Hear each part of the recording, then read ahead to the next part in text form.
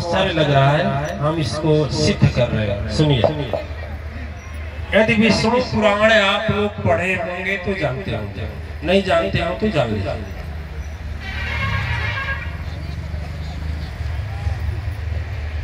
ब्रह्म ऋषि नहीं बल्कि देव ऋषि कहे जाते हैं और ब्रह्मा जी के मानस पुत्र कहे जाते हैं।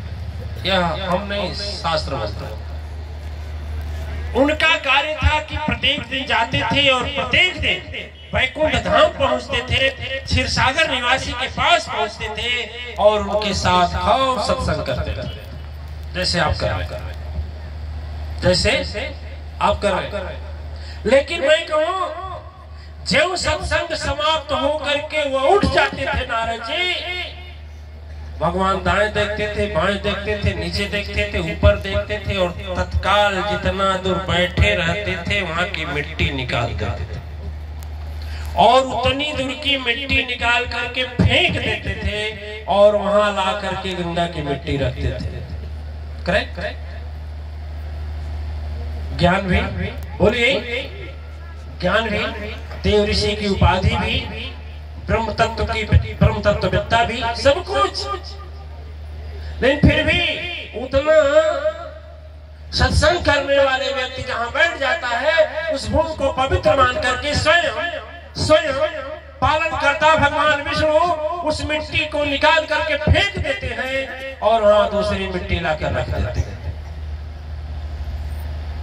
ठीक है? आप लोग सुने होंगे, हम सुने। बात ऐसा हुआ, कुछ दिन बीत गया कि सकल रचना तेहि करत गुसाई, सद्गुरु कृपा सम कछु नाहि, परम शक्ति ममता अधिकाई, गुरु कृपा ते कालहु खाई। गुरु की कृपा काल को भी खा जाती है। और मैं कहता हूँ कि दिव्य आत्माएं जब तक बुद्धि शुद्ध नहीं है तब तक सदगुरु की वाणी भी नहीं भाएगी।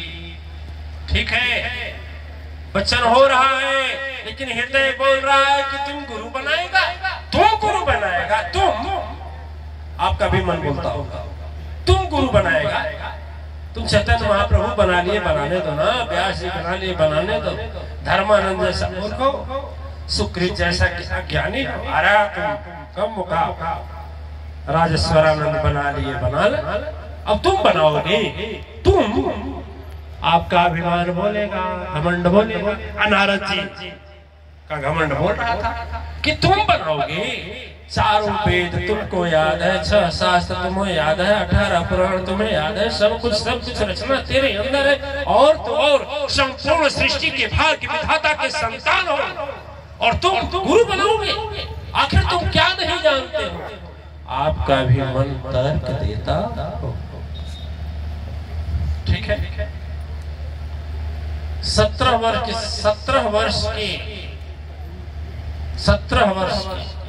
वर्ष की बुढ़िया गई, आज रोते हुए कमर और घुटने का दर्द, बोली गुरुजी कृपा कर। गुरुजी कृपा कर, बोलो तुम नवरात्रि में आती हो? हाँ 17 साल से आती हो। हमने कहा दीक्षा ली हो? कहीं नहीं। तो जब दीक्षा होता है तो भाग जाती है। अभी बताओ, पेड़ लगाया, जल भी दिया और जब फलने का समय हुआ भाग गया तो कैसे मिलेगा? जब तुम्हारा अभिमान ही चकनाचूर नहीं हुआ तो तेरा रक्षा करने कौन जाएगा? ले बस, और वहां से भाग यहाँ से, क्योंकि ऊपर से की आवाज, किसके मन में अभिमान है, अब तुझे मरना है, मर करके फिर नरक की कुंड में या चाहे मानव जन्म भगवान जाने कहाँ जाओगी, लेकिन अब किनारा नहीं है। जो 17 वर्ष तक जिसका अभिमान नहीं टूटा वह कभी उद्धार हो सकता है? कभी नहीं। तो नारद जी की बात को भांप गए प्रभु, जो क्षीरसागर निवासी अविनाशी, घट घट वासी कहते हैं, जान गए पालन करता, मन ही मन मुस्काते हैं, कुछ योजना तो रचना, आखिर अब तो ही होगा इसका उद्धार, भलाई से दुनिया से कैसे होगा। ठीक ठीक। भगवान के यहाँ दो रहते हैं, जय और विजय। द्वारपाल आपके भी पास जय विजय रहते हैं। तर्क बाद में देंगे, लेकिन समझा देंगे, अभी थोड़ा सा इशारा कर देंगे। जो लास्ट में हर हर महादेव बोलते हैं ना, हर हर होते हैं पर विजय होते हैं। उन सबों का काम होता है, एक का काम होता है कि आप मानव जन्म पाने के बाद में जितना शुभ कर्म सत्कर्म किया, अच्छा कर्म किया, देवता सा जीवन जिया, अपने जीवन में कितना फर्ज ज्यादा किया, माता के प्रति, पिता के प्रति, भाई के प्रति, सासू के प्रति, जेठानी के प्रति, ननद के प्रति, जितना फर्ज ज्यादा किया सारा वह कैलकुलेट करता है। ठीक है, बड़ा आपके समझ में नहीं आएगा। ये आपका जो कैमरा लगता है ना, देखते ना लिखा रहता है कि आप कैमरे की नजर में सीसीटीवी वाला, ये फेल कर जाएगा, लेकिन ये कैमरा नहीं फेल करेगा। जब सांस पहला मिला तेजी से या दृश्य रूप में दोनों हैं, एक तो आपके जीवन में आपसे होने वाले शुभ कर्मों को इकट्ठा करता है। आप अपने वाणी से माता पिता गुरु भगवान समाज पड़ोसी संसार परिवार को कितना प्रसन्नता दे रहे हैं, कितना उन्हें आनंदित कर रहे हैं, कितना घर में स्वर्ग का माहौल कर रहे हैं, कितना आपकी वजह से घर में समाज में परिवार में पड़ोस में शांति प्रियता है, उसको रिकॉर्डिंग करता है। दया वाला भी चालाक है, वो भी रिकॉर्डिंग करता है, क्योंकि वहाँ गवाह की जरूरत नहीं है। यहाँ के गवाह तो पैसे पर बदल जाते हैं। कोई कचहरी का आदमी है, हाँ तो बदलते हैं। हम तो सुने जज भी बदल जाते हैं, नहीं बदलते हैं? अरे ऐसा बदल जाते हैं कि निर्दोष आदमी को सजा हो जाती है, निर्दोष आदमी को सजा हो जाती है और दोषी आदमी बरी हो जाता है। सही है ना? लेकिन हाँ, मुड़ी हिला लो हमारे सामने, वहां नहीं हिला पाओगे। वहां जो सामने हुआ तेरा सीसीटीवी चैनल तेरे सामने खुल जाएगा। देख तू भलवानी में क्या हो रही थी, तो सत्संग कर रहा था उस समय, जिस समय गुरु पर बोला जा रहा था कि बैठ करके घर में गाय खिला रहा था, अब कि देवी जी बैठकर मछली बना रही थी।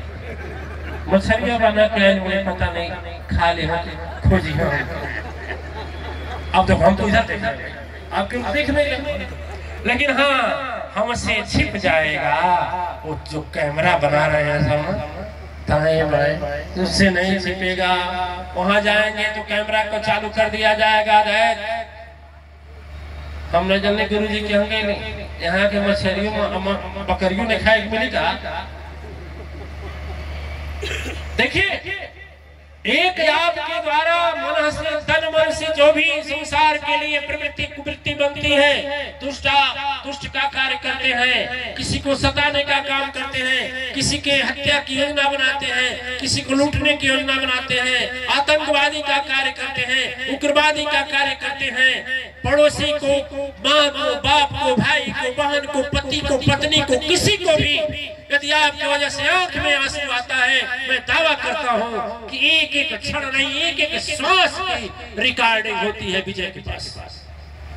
और जब वहां पेश होंगे ना भैया, वहां चलेगी चलाकी नहीं चलेगी, आना वहां के जज साहब के यहाँ घूस चलेगा, ये रुपये नहीं चलेगा जो रुपया रख रहे हैं।